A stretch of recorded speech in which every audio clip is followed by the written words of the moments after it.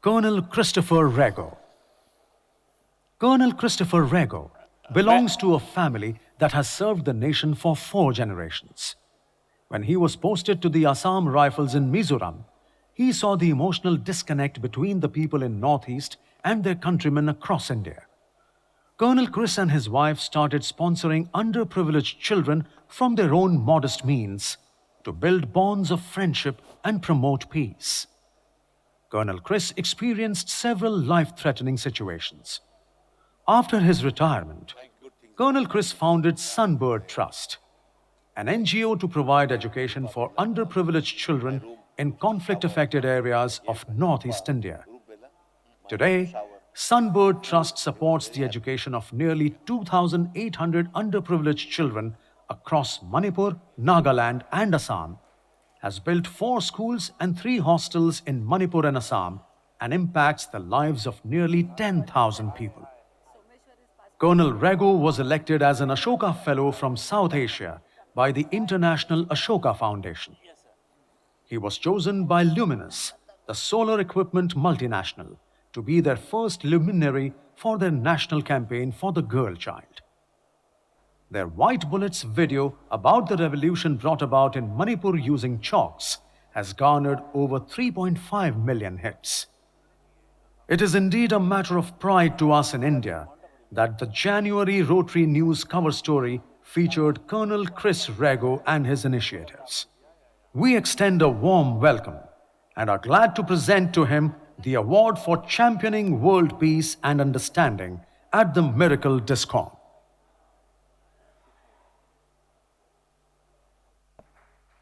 Thank you very much. Good evening, ladies and gentlemen. I think we're well behind schedule, so I'm going to go through this presentation very, very quickly. But please sit back and enjoy yourselves. This is nothing but pictures, and I'm literally going to take you through a story that has been crafted in the past 2 or 3 years. So what we are doing basically is peace in the insurgency-affected areas of Northeast India. I've had the privilege of serving in that part of the country for almost 8 years, and the past 2 years too I've been there, so I've seen it for 10 years. And as you go through this presentation, you will see the violence that is still over there in that part of the country. For me, as a person who's seen my vehicles blown up, who's experienced a bomb blast, who's seen my colleagues killed, who's seen all sorts of violence that you could imagine, Manipur and Nagaland, to actually go to the other side and understand their reality and work with them and bring them back as our brothers, that is the journey of Sunbird Trust. So this is part of the thing that we've seen. This bomb, there were 2 bombs placed on Independence Day, just short of Independence Day. This was 2013.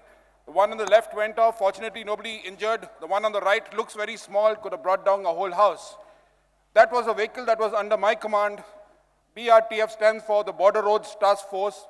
I, as an engineer army officer, was delegated to work with them in Manipur. So this vehicle carrying women and children to the work site was blown up by the militants. You could see what's left of this vehicle. Fortunately, people badly injured but not killed. Quickly tell you the story of 2 schools. This is as soon as I retired, this is how the journey started. So a tiny little village called Ejerong, west of Imphal in the hills of Manipur, they heard about the work that my wife and I were doing to try and work with the local people. So they came to us. This was the existing school that they had, a tiny school, mud floors, tin sheet walls. And being the only school for 8 villages, all these villages in the hills of Manipur, more than 40 children were staying in this little so-called hostel, which had just a single toilet. So this was the toilet of that hostel for 40 children, girls and boys. So these people came to me and they said, "Sir, can you please come to our village and help us to make a hostel to which people from the 8 surrounding villages can come to school some of these children for the first time." So this is the beautiful setting, as you can see. Right on the top of these hills are the tiny villages, each with 40 to 50 huts. You can't have a school everywhere. So those children used to walk down these hills into the river below and come up to where the foreground where we had the school. So they offered me this patch of ground and they said, "Sir, please come, we'll give you everything from our village to build this hostel." So that was the patch of ground. So the village got down. I immediately took up this proposal. it was a leap of faith because this was in the thickest of the insurgency areas where our vehicles were being ambushed, our soldiers were being killed. And they wanted me to come without a shred of protection into this forest and start building a hostel. But seeing their faith in me, I decided to take that chance. So here's all the children of the village clearing the forest for the hostel. They gave me wood from their forests for free, and they chopped it for a good 2 months, no electricity. So you see the man on top and the man below cutting the wood. And we got in the army in a different way. Instead of searching people's houses and stopping them at the barricades, we got them to bring in the cement and other things like that, which cost us a lot of money, transportation, because this was deep in the forest. And here is the village at work, building the hostel. That's the first floor. The bunk beds, all from the talent in the small village of 45 families. And these are the new toilets and bathrooms that we made. Please compare with what you saw just before this. These beautiful blue sheets given to us by the Assam Rifles, the cement from the border roads, and the army carted in the stuff. And that's our completed hostel done in 6 months' time, all through the village and this joint effort. So here are the girls, the first day of thing, they've never seen such luxury in their lives. We thought that one bunk bed for every child, but what we built for maybe 20 or 25, you'll just see the story as it develops. The kids didn't have mattresses and they didn't have sheets. So they, for that, three siblings staying on one bunk bed, so our numbers really increased. So this is the hostel in 2015 when we just started. I may mention that each of these kids was cooking their own food. So they had a little hut outside where their parents would leave them a sack of rice and get them some firewood, and these little fellows would cook by themselves, run into the forest, get some leaves, get some mushrooms, and cook. We changed that all, and now, of course, we cook for everybody. That was 2015. My friends joined in, gave us solar lamps. The army started helping us. The rest of the country, people started sponsoring children. So from 45, we jumped to 150 in 2016. And then things got even better. That is what we were in 2018. So we came to 250 children. And mind you, again, thanks to the generosity of a few of the Rotary clubs also and a few of my friends, I'm happy to say that we feed each and every one of these children. Now, as you see in the background, the simple blue building, we have pulled it in all directions with just bamboo matting to accommodate these children. Thankfully, a donor came up, and 3 days ago, I had the privilege of inaugurating this brand new hostel, which will take half the children. The bunk beds that you see is a very interesting story that will be in the next school. I'll just tell you very quickly. I'm racing, so please be with me. So this tiny village where you saw that hill with just the fields, now we have a computer skilling center with 20 terminals, on top of it a science lab, and an audiovisual room on top. So this serves all the 8 villages, one of the assets created in that tiny village. This is my beautiful team with the computers. Cannot imagine these i3, i5 computers in a tiny village like this. Just to give you an example of my teammate, the girl in the red, she's from IIT Bombay, finished her MTech from here, got her doctorate from Glasgow University, finished her Teach for India fellowship, and then came and joined Sunbird Trust in the Northeast. So she sits in a tiny little village in the south of Manipur as the principal of a school, just one of my teammates. Her name is Dr. Sonal Setia, if I can give her name. We got the solar system put in by Luminous. They have projected this movie across the country. It's had more than 3.5 million hits, called White Bullets. Some of the assets that we built, a community hall, all built through my friends. For the first time, empowering women, the girls' football team, never heard of before over here. Now, very quickly, to an even better story. After we started working in this village, the word spread to all the neighboring villages. This was one of the most violent areas in Manipur where we had lost my colleagues, soldiers. But thanks to all the children coming to our school, and all of them being touched and sponsored by Mr. Surinder or Mr. Bhupender from some other part of India, this hatred of India left this area of 7 or 8 villages. So much so that in the neighboring village, the army barracks was no longer required because the people had now become so neutralized and so friendly towards the rest of the country. So the army vacated their barracks, and I walked up to the brigadier and I said, "Isn't this crazy that such a beautiful facility is left just empty like this?" So he said, "Sir, what would you like to do?" I said, "These kids are crying for a school because they walk 5 kilometers to the school which you saw in the previous video, in the previous projection. So he said, sir, that's a brilliant idea. Why don't you take the keys tomorrow? So we took over the keys of an army barrack, which was literally the symbol of oppression in this village, and you'll see what we did with it. So this is the army handing over the keys. All the women of the village coming forward. There are 2 girls of my team. One of them is from Bombay. They came to help these women to clean up the place, turn the barracks into the school. All the men came forward, did up the flooring.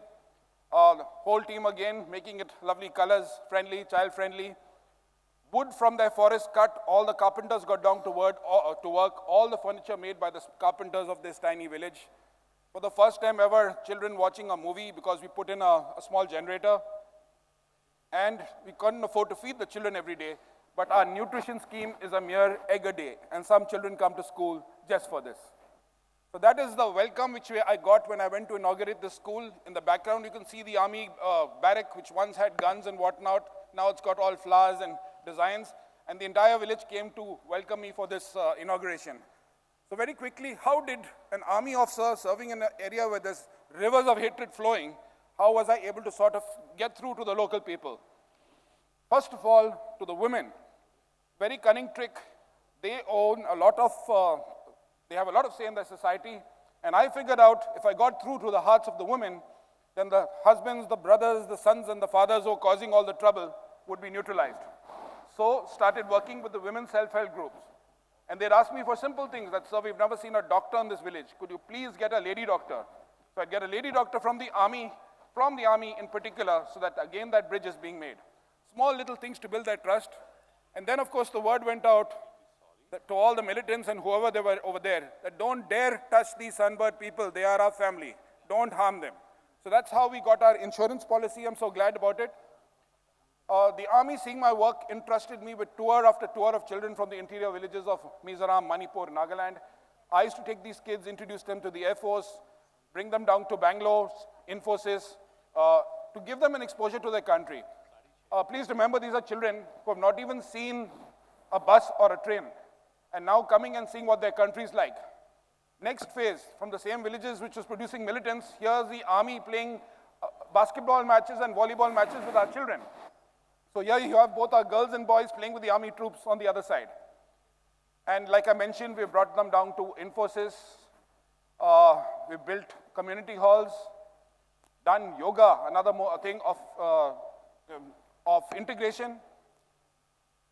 Now we come to the next phase where people, the militants, have entrusted their children to Sunbird Trust to take them to Bangalore. So now we have 35 children in Bangalore who are doing law, engineering, BA and BSc in the best colleges, and who are like my own children. So my wife and I regularly go to the college for their parent-teacher meetings to get fired when they fail in the exams or when there's a little discipline problem, but they have made us very, very proud. And people like John Abraham, fortunately, he noticed us, so he invited our children over for the Indian Super League football match. And nothing of this would have been possible without my beautiful team. Just a few of us over here. We have actually now grown to 20 in just 2 years. All my team members are between the age of, most of them at least, are between the age of 19 and 28, excepting for 2. On my right is Ali Asghar Janjali, ex-Vice President, Bank of America for 10 years, gave up the corporate world, did a 3-year fellowship with Teach for India, and now is principal of a tiny little school in Manipur, and he's like my second in command. On my left is a girl in the red, a Naga girl, very proud of her, because my wife and I supported her right from her 8th standard. And she finished her bachelor's in social work and is our first alumnus to become a team member. So this beautiful team has people from management, engineering, law, and the academia, all working in these tiny villages. I call these the true patriots. There is one type of patriotism of singing the national anthem and raising the flag. There's another of actually coming down to these areas, risking your life, staying completely out of your comfort zone, and teaching the underprivileged. So these are my heroes.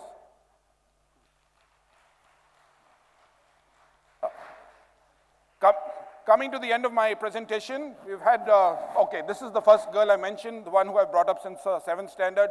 Really proud that she now looks after an entire village. She will shortly be leaving us to do her master's in social work. Dilip Chakma is a Buddhist refugee boy, finished from the National Law School and was selected as a judge in the Autonomous Council of Mizoram. Benjamin Kyangte, again son of a hunter from Mizoram, has now finished his MD. That's a small part of it. The big part of it is that he's supporting 7 children of his own. So that's the next phase of our work.